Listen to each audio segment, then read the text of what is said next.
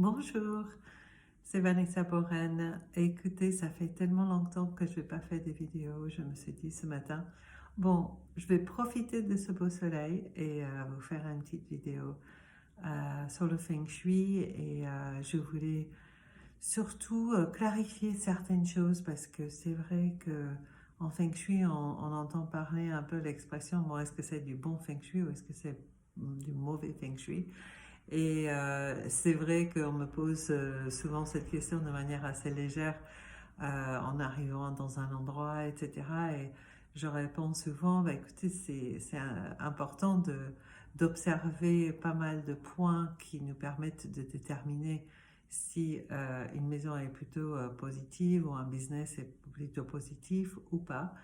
Et c'est vrai que ça va jouer sur une personne euh, ou une famille en particulier en fonction aussi de certaines dates et les plans et les orientations.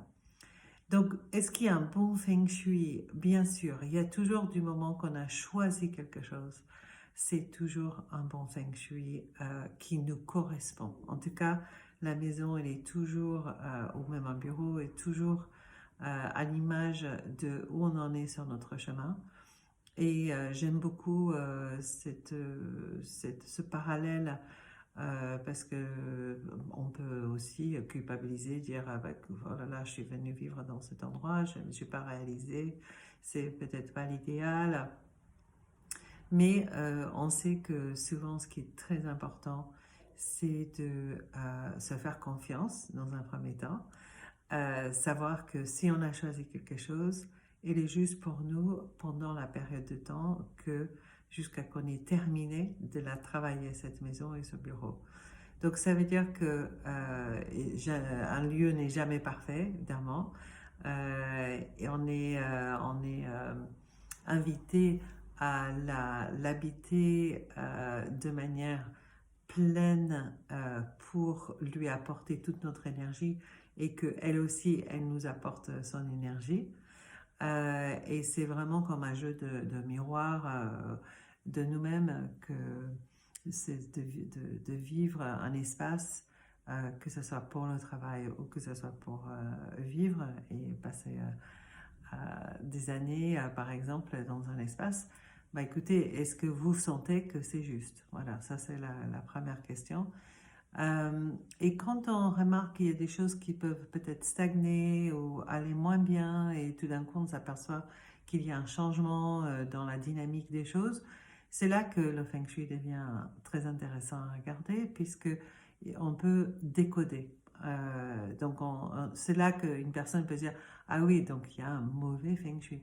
Mais non, c'est pas une question d'un mauvais Feng Shui, c'est une question de ben, je vais me réveiller et m'apercevoir que peut-être dans certains aspects de ma vie, j'ai besoin d'évoluer, j'ai besoin de générer un changement. Et cette maison nous offre une invitation à ce changement, en fait.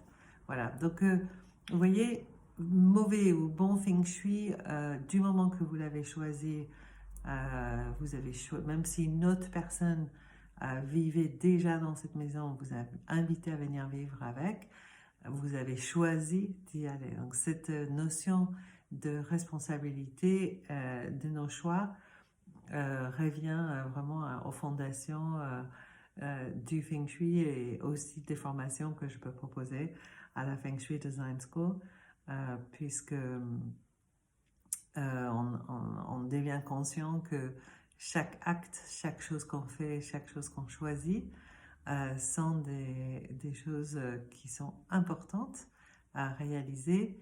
Est-ce que j'ai fait le bon choix pour moi? Voilà.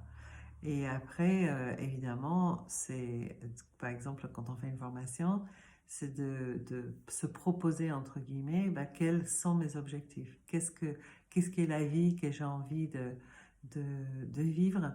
Et c'est là que, du coup, le Feng Shui dans la maison devient nettement comme un accompagnant, comme un outil qui nous permet de nous poser des questions. Et bien sûr, il existe plein d'outils, il existe une formation, il existe des cartes tarot, mon oracle feng shui, un éventail Feng Shui qui va donner des infos. Alors, après, on a des ouvrages comme des livres, si vous avez envie de vous plonger dans un livre et vraiment apprendre les bases. Il y a un livre qui s'appelle Tout le Feng Shui que j'ai sorti en 2009.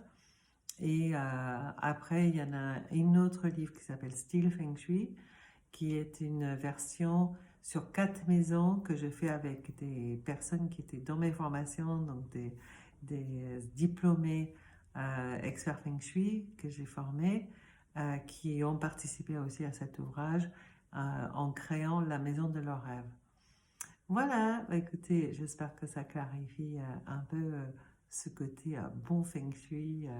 En tout cas, je vous souhaite une belle journée et je vous souhaite plein de belles choses dans votre vie. À bientôt!